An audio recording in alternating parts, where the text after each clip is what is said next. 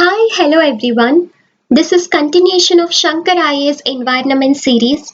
You can watch the chapters which are already covered in the playlist of VYSH IAS YouTube channel. Also have a look at all other playlists which are designed for UPSC. These are all part of paid courses, but if response is good, they can be put here for free. So subscribe and leave a feedback comment.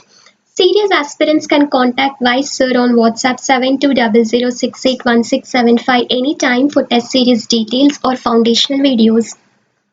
This is chapter 15, Protected Area Network.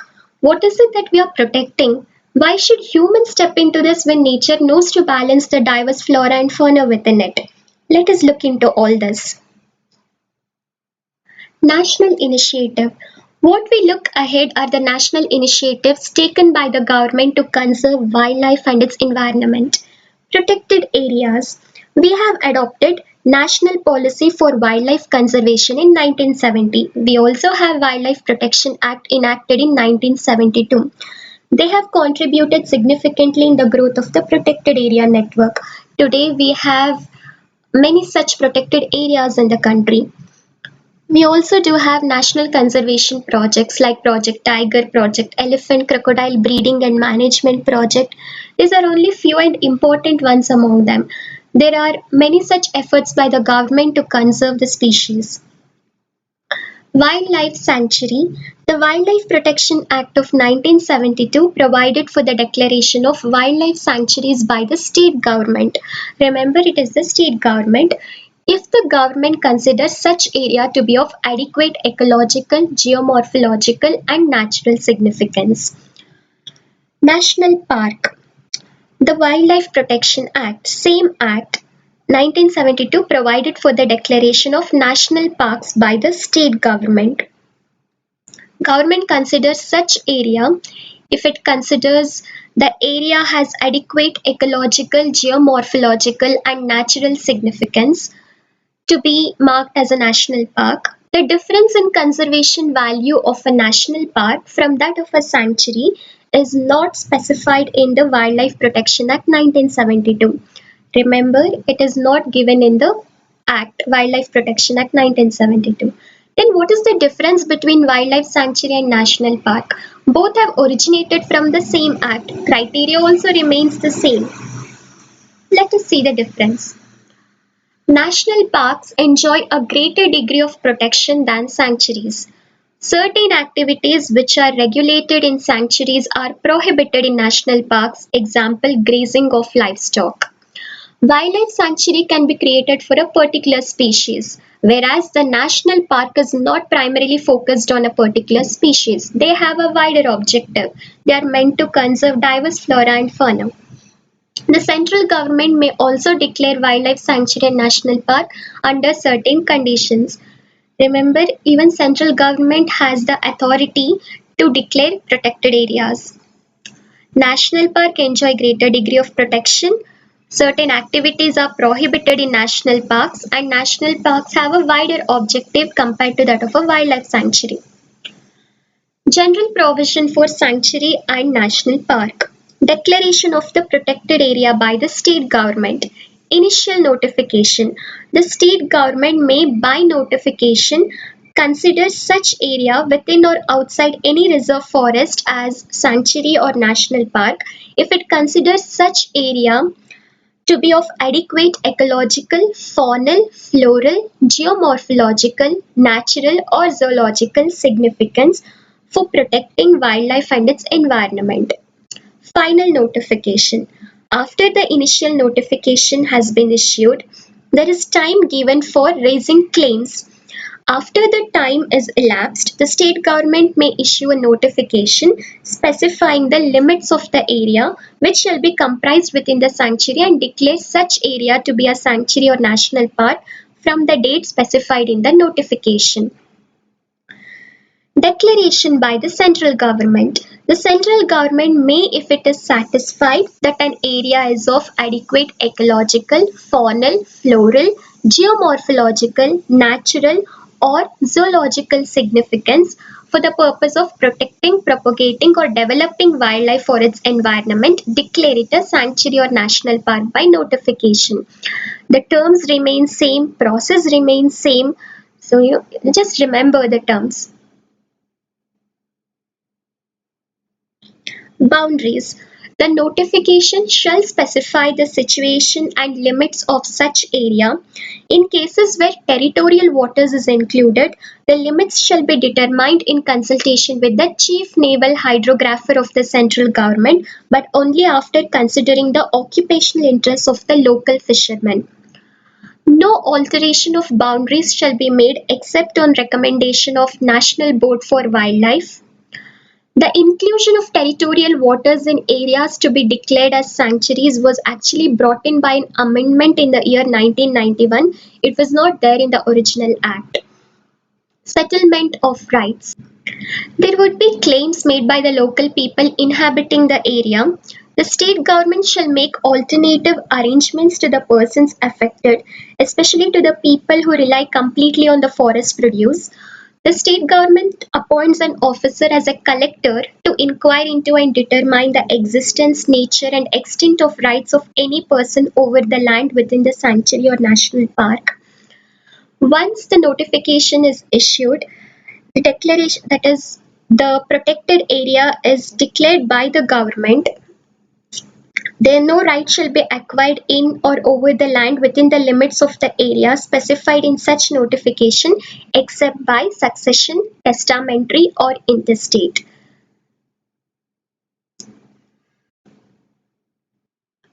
The term crocodilians refers to members of three families: family Crocodilidae, crocodiles; family Alligatoridae, alligators and caimans; and family Gavialidae, gharial. The term crocodiles refers only to crocodiles, that is the family Crocodilidae. Claim of rights. In the case of a claim to a right, the collector shall pass an order admitting or rejecting the same. If such claim is admitted in whole or in part, the collector may either exclude such land from the limits of the proposed sanctuary, proceed to acquire such land or rights except where by an agreement the owner or holder of such rights has agreed to surrender his rights on payment of such compensation by the government provided in the Land Acquisition Act 1894. Allow in consultation with the chief wildlife warden continuation of right of that person over the land within the limits of the sanctuary. So the collector may either exclude the land from the limits, proceed to acquire such land except by an agreement between the owner and the government, allow the continuation of right of the person in the sanctuary. Entry into the protected area. Who all can enter these protected areas? A public servant on duty, a person who has been permitted by the chief wildlife warden or the authorized officer to reside within the limits, a person who has any right over immovable property within the limits, a person passing through the sanctuary or national park along a public highway, the dependents of the person referred to in the first 3 points. Any person who shall enter or reside in the sanctuary or national park would be in accordance with the conditions of a permit granted to them. Grant of permit for entry. The chief wildlife warden may grant to any person on application the permit to enter or reside. Remember, it is the chief wildlife warden here for granting permission to any person to enter the protected area. Collector is responsible for settlement of rates and claim of rights. So the chief wildlife warden on application grant to any person a permit to enter or reside for the following purpose: investigation or study of wildlife, photography, scientific research, tourism, transaction of lawful business with any person residing in the sanctuary. The chief wildlife warden shall be the authority who shall control, manage, and maintain all protected areas. The National Board for Wildlife may make recommendations on the setting up and management of protected areas.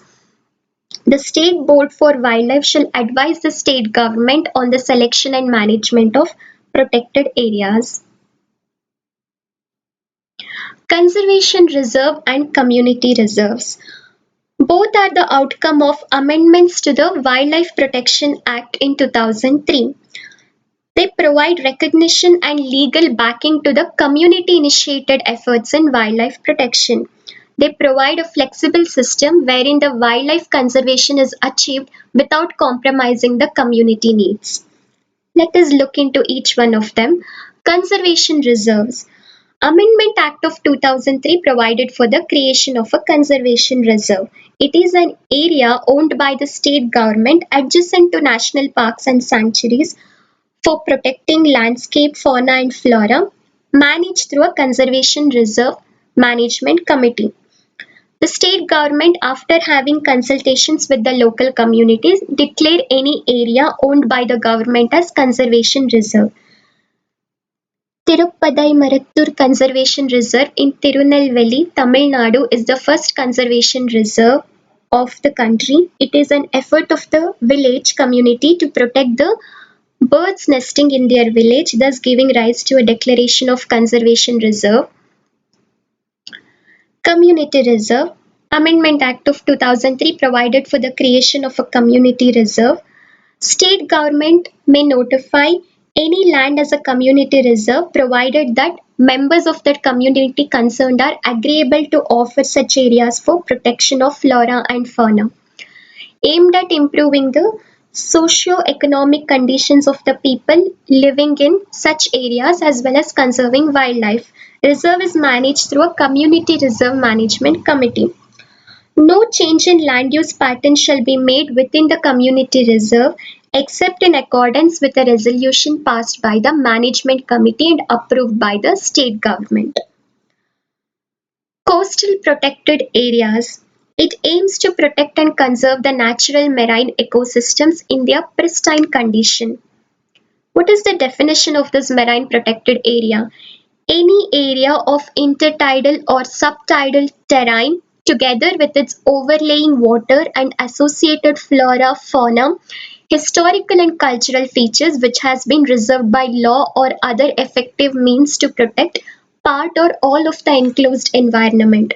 This definition is given by IUCN. It is an area of intertidal or subtidal terrain together with its overlaying water and flora, fauna, historical and cultural features which has been reserved by law to protect the environment. Marine productivity in India is concentrated in small areas of coral reefs, lagoons, mangroves, estuaries and seagrass beds around the coast. It protects the vital life support processes of the sea and ensures sustainable productivity and fish production. The marine protected areas in India are primarily classified into following three categories: Category 1, Category 2, Category 3A, Category 3B. Category 1 covers national parks and sanctuaries and areas in intertidal or subtidal zones, that is mangroves, coral reefs, algal beds, estuaries, etc. Category 2 includes islands which have major parts in marine ecosystem and some part in terrestrial ecosystem. Category 3A includes sandy beaches beyond intertidal line but interacting with seawater. Category 3B includes evergreen or semi-evergreen forests of islands.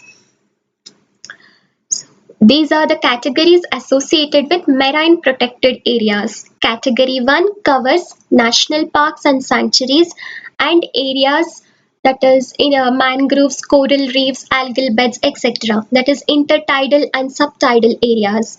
Category 2 includes islands which have major parts in marine ecosystem and some part in terrestrial ecosystem.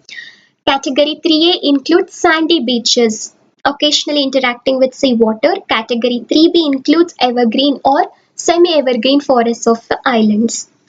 Marine National Park and Marine Sanctuary in the Gulf of Kutch form one unit, that is one marine protected area. National Park and Sanctuary together can form one marine protected area. Today we have 31 marine protected areas in the country which cover less than 4.01% of the total area of all protected areas of India. The United Nations General Assembly declared 2010 to 2020 as the United Nations Decade for Deserts and the Fight Against Desertification to raise awareness about desertification, land degradation, and drought. 2010 to 2020 is known as UN Decade for Desert and Fight Against Desertification. Sacred Groves of India. These are patches of forest or natural vegetation, usually dedicated to local folk deities.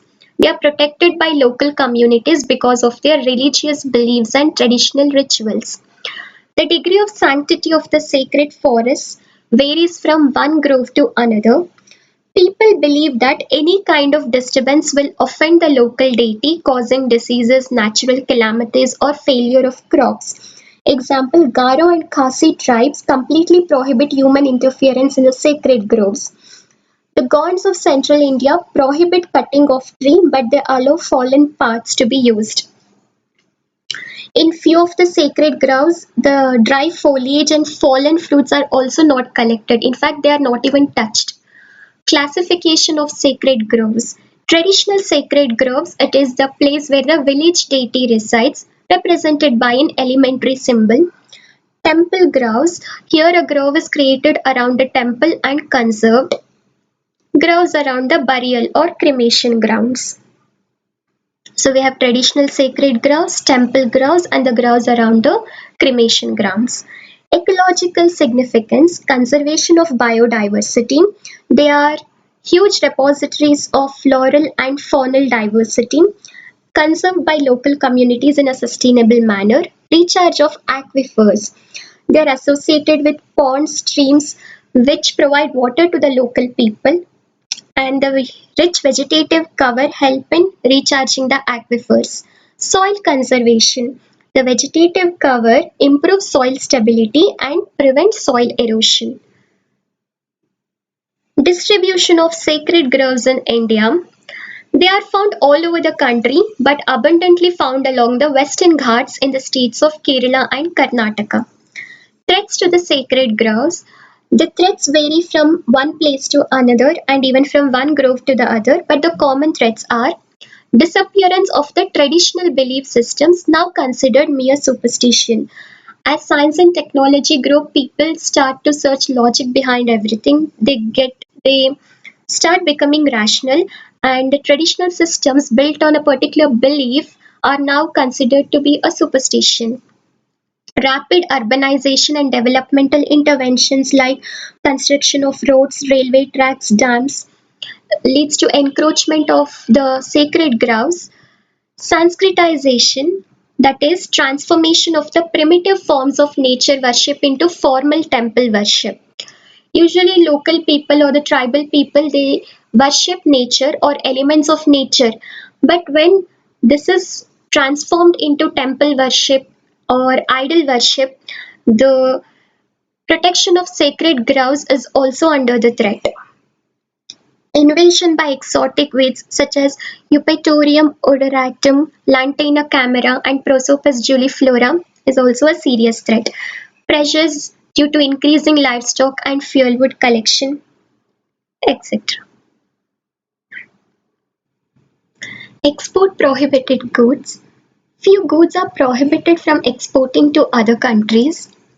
Export license will not be given to them. The following are the items prohibited in the flora and fauna category. All wild animals, animal articles, including their products and derivatives, excluding those which has got ownership certificates, and also the items which are required for transactions for education, scientific research and management under the Wildlife Protection Act are exempted from this prohibition category. Beef of cows, oxen and calf. Meat of buffalo, both male and female, fresh, chilled and frozen. Peacock tail feathers and its handicrafts and articles. Shavings and manufactured articles of shavings of shed antlers of cheetal and sambar.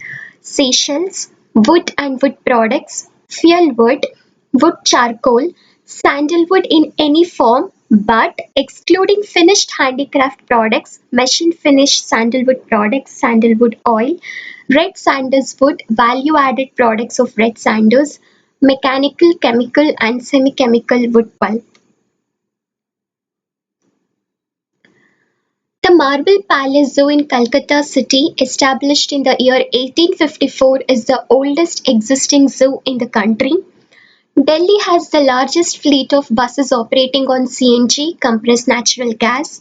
India maintains and reports ozone depleting substance data on year-to-year basis. Traditional wetland agriculture, locally known as Pokali in Kerala and Gazani in Karnataka. Global initiatives. Now let us look into global initiatives, the Man and Biosphere Program. It is an intergovernmental scientific program aiming to set a scientific basis for the improvement of the relationships between people and their environment globally, hence the name Man and Biosphere. It was launched in the early 1970s, proposes an interdisciplinary research agenda and capacity building that target ecological, social and economic dimensions of biodiversity loss and the reduction of the loss. They act as an interface. Man and Biosphere program act as interface promoting innovative approaches to economic development that is also sustainable, socially and culturally, environmentally sustainable, as this combines natural, social sciences, economics and other educative elements to it. The agenda is defined by its main governing body, the International Coordinating Council, in consultation with the broader MAB community. For implementation of its interdisciplinary work, Man and Biosphere program relies on the World Network of Biosphere Reserves and on thematic networks and partnerships for knowledge sharing, information sharing, education and training, etc. It predicts the consequences of today's actions on tomorrow's world, thus guide the people in using the natural resources in an efficient manner. Paints and dressings which are done on the tree wound actually do not help to cure the wound. A few of them actually speed up the decay. The death of one 70-year-old tree would return over 3 tons of carbon to the atmosphere, and now people are getting into deforestation. The cottonwood tree seed is the seed that stays in flight the longest. Aloe vera is also called as fountain of youth. We all must be knowing it. During periods of increased or decreased temperature, cracks develop in the tree trunk, referred to as frost cracks and sun cracks. Both can lead to decay. Biosphere Reserve. The International Coordinating Council of UNESCO in November 1971 introduced the designation Biosphere Reserve for natural areas. This was bit refined by the task force of UNESCO's MAP program in 1974 and was formally launched in 1976. Remember, all this is happening in 1970s. Definition: Biosphere Reserve is an international designation by UNESCO. It is by UNESCO for representative parts of natural and cultural landscapes extending over large area of terrestrial or coastal ecosystem or a combination of both. They are special environments for both people and the nature, and thus it is an example of coexistence. Biosphere reserves are sites recognized under UNESCO's Man and Biosphere program to promote sustainable development based on local community efforts. They are ideal to test and demonstrate innovative approaches as it includes biological and cultural diversity along with economic and social development. Characteristics of Biosphere Reserve. Characteristic features are: they are protected areas of land and or coastal environments where people are integral component of the system. They are significant example of biomes throughout the world. Each biosphere reserve includes one or more of the following categories. They are representative examples of natural biomes. Biome is nothing but a large habitat which contains diverse flora and fauna, like that of a forest. Conserve unique communities of biodiversity. They are examples of harmonious landscapes resulting from traditional patterns of land use. They are also examples of modified or degraded ecosystems capable of being restored to more natural conditions. They have a non-manipulative core area in combination with areas in which measurements, experimental and research, education and training can be carried out.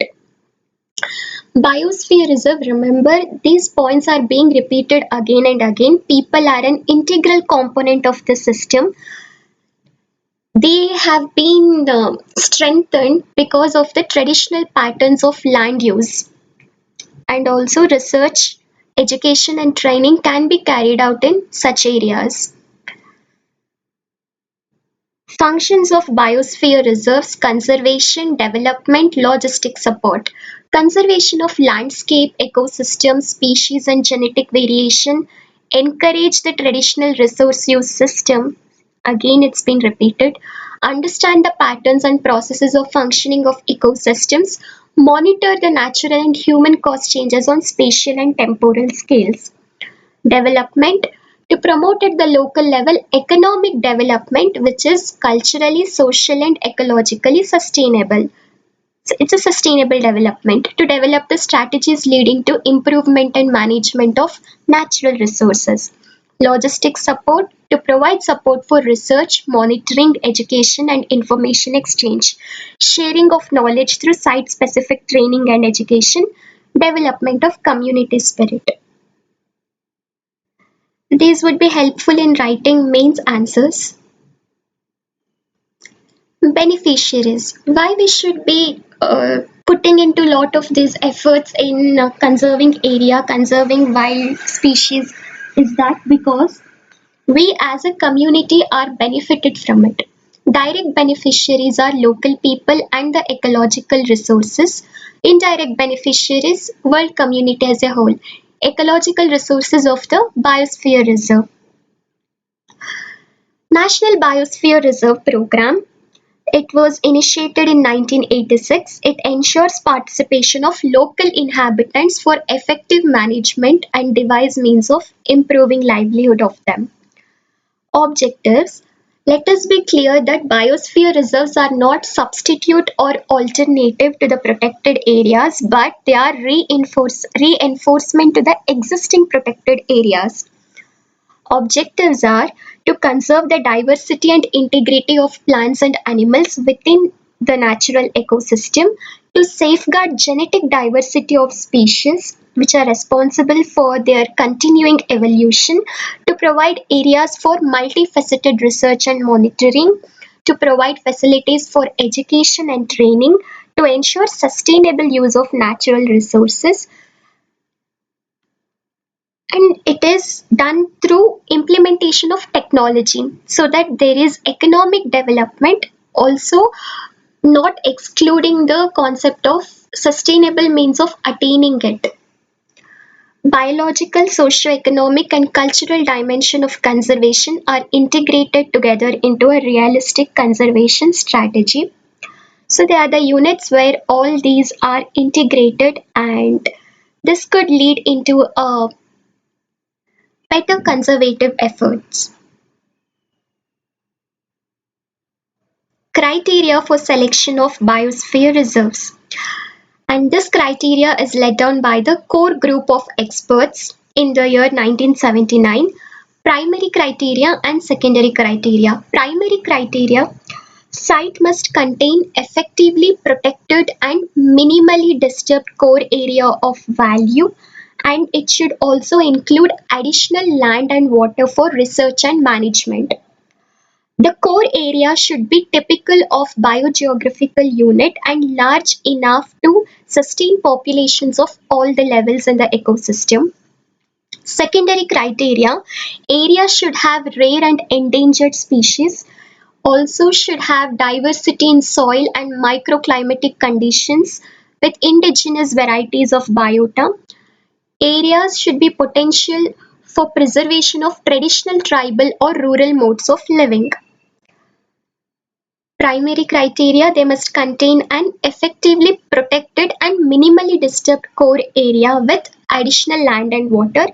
Core area should be typical of a biogeographical unit and large enough to sustain the population, should have rare and endangered species, should have diversity of soil and microclimatic conditions. They should be potential in preserving traditional tribal or rural modes of living. Frogs are found all over the world in every climate except Antarctica. They cannot live in the sea or any salt water. Structure and design of biosphere reserves. The biosphere reserves are demarcated into three interrelated zones in order to conserve and develop sustainable management aspects. The core zone. This is the core area and it should be kept absolutely undisturbed because it contains numerous plant and animal species. It secures legal protection and management and research activities are allowed, but that should not affect natural processes in the core area. Strict nature reserves and wilderness portions of the area are designated as core areas of Biosphere Reserve. Other than core area, we have buffer zone and transition area. Buffer zone adjoins or surrounds core zone. This is the buffer zone.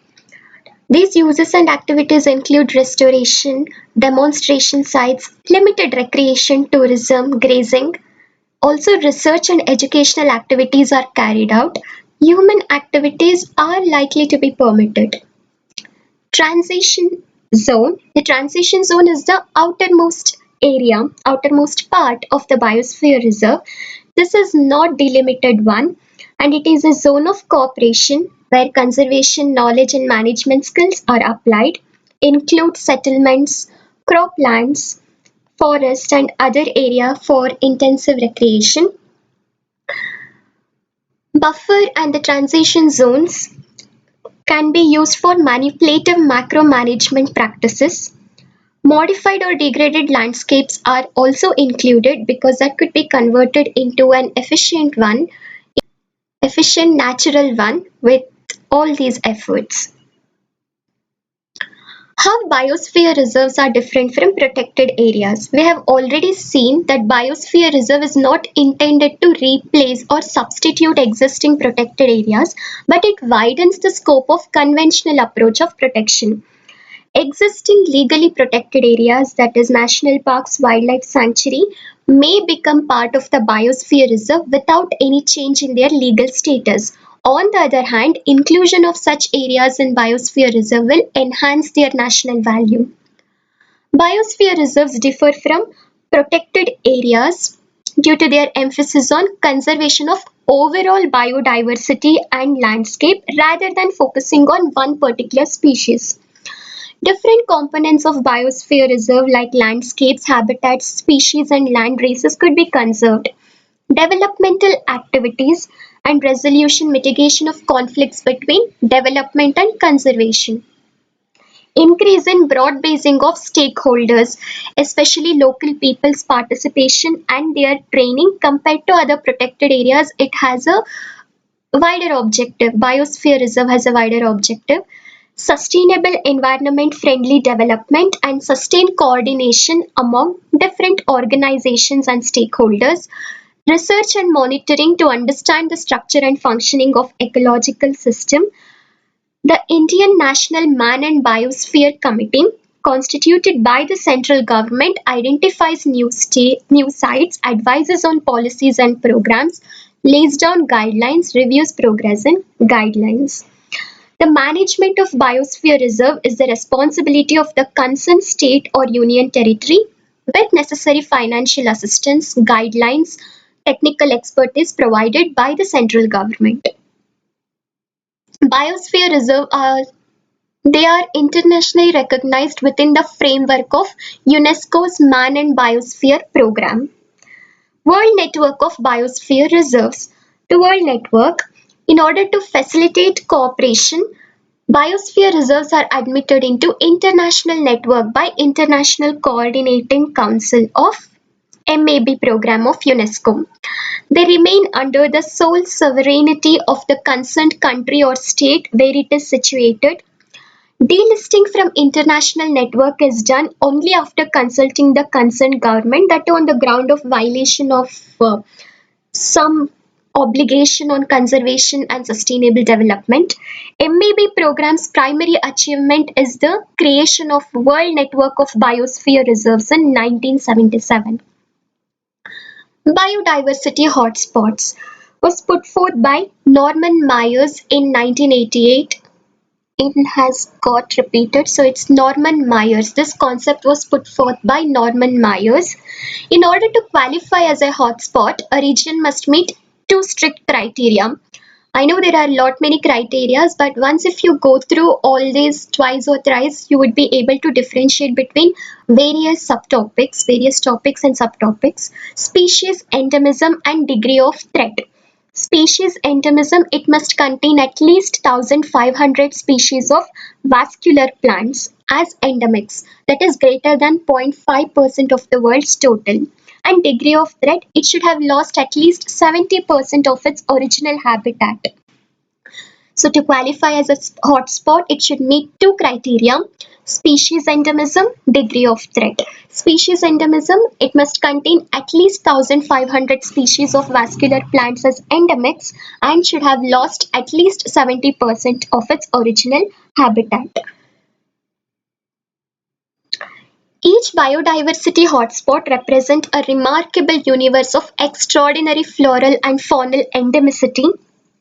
Over 50% of the world's plant species and 42% of all terrestrial vertebrate species are endemic to the 35 biodiversity hotspots.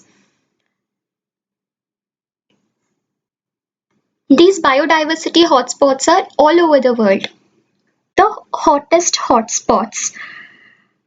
There is also the concept of hottest hotspots.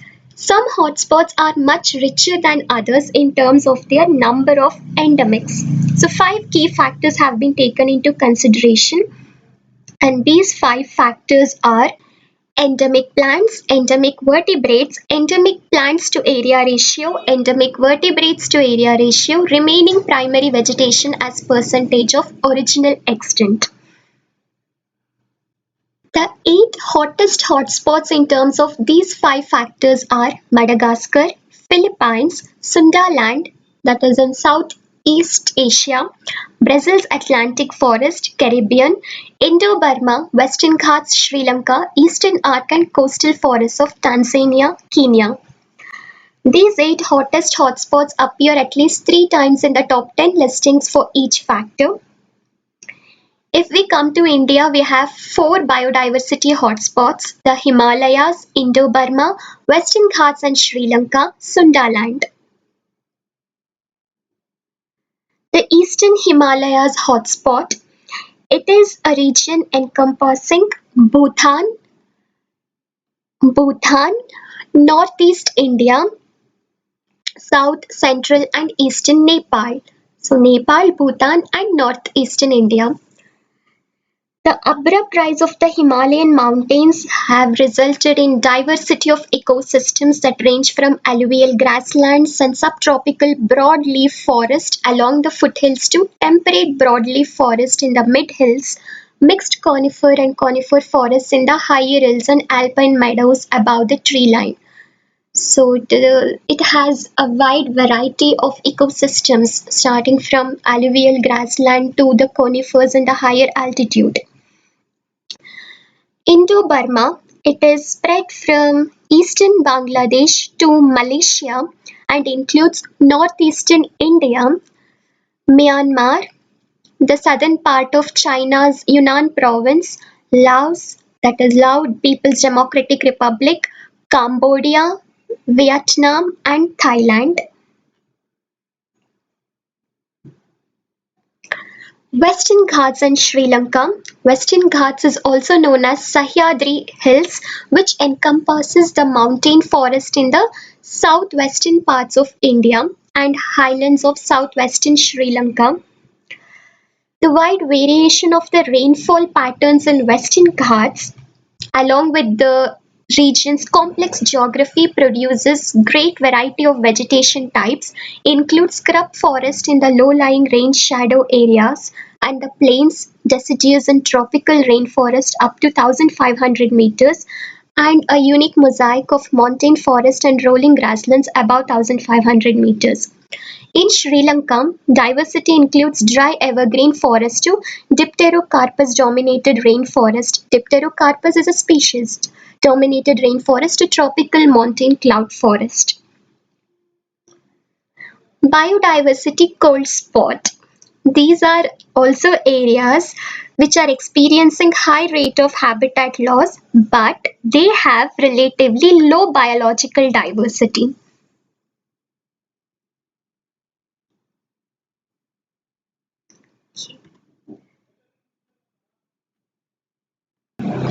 Now the question is, why should we conserve it when it has already low biological diversity?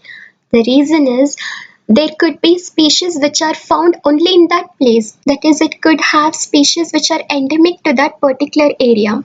So it becomes necessary to conserve the species and the area as a whole. World Heritage Sites.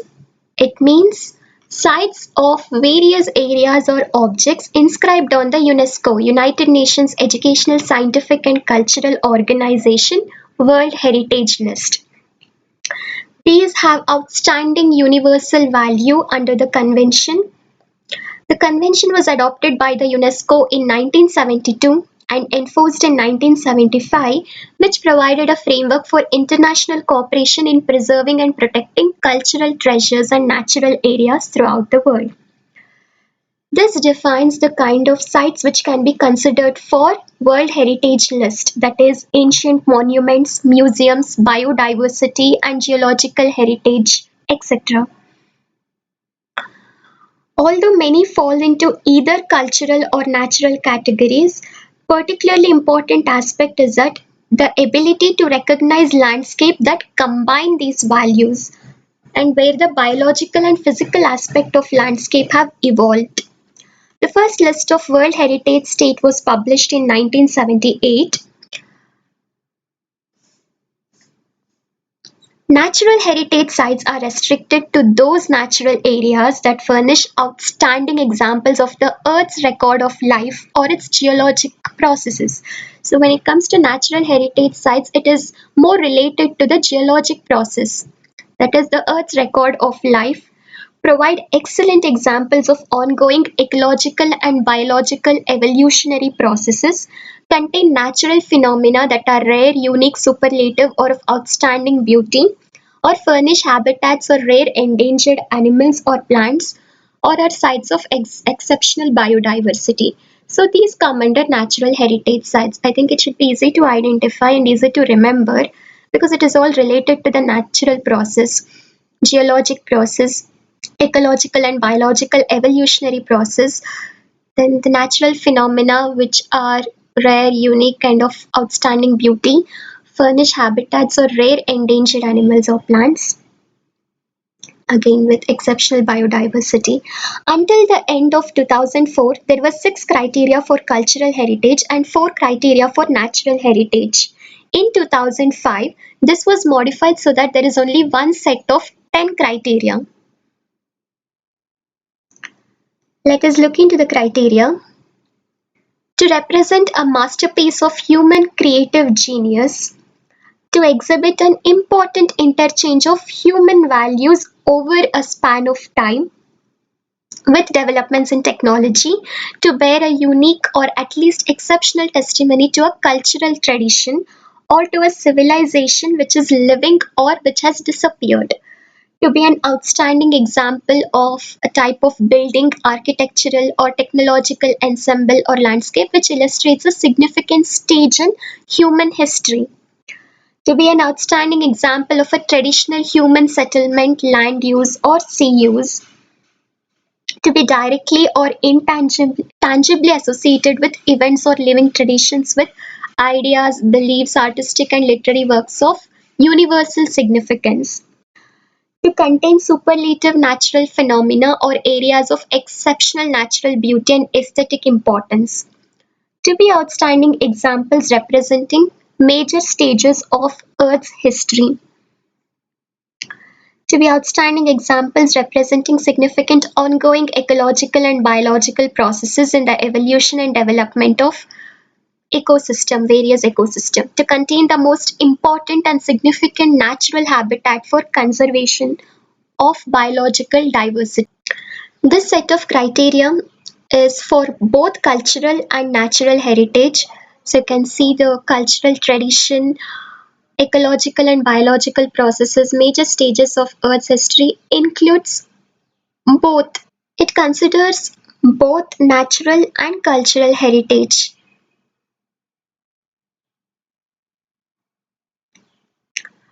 The UNESCO funds numerous efforts to preserve and restore World Heritage sites in developing nations.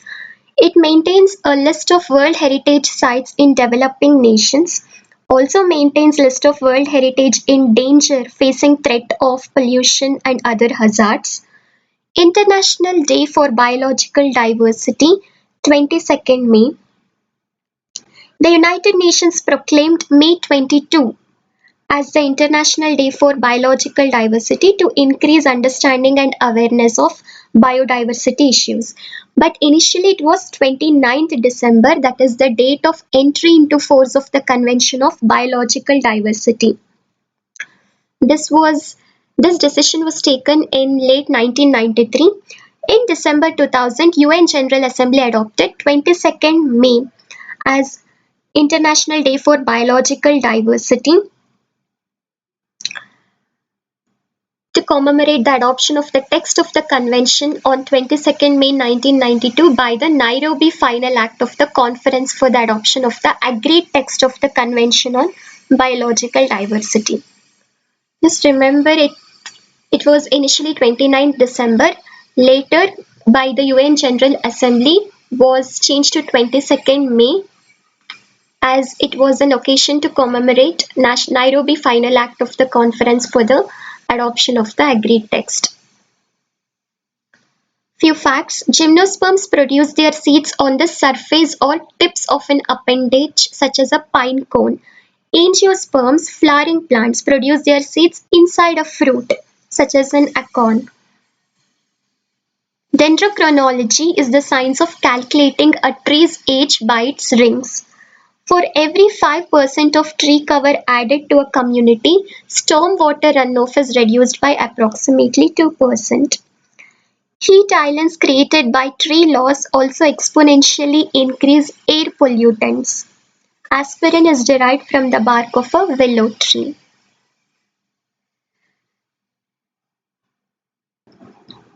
I know this was a lengthy discussion, but it is very useful considering from mains perspective and also from prelims perspective. Hope you all like this session. You can give your feedback in the comment section. Thank you.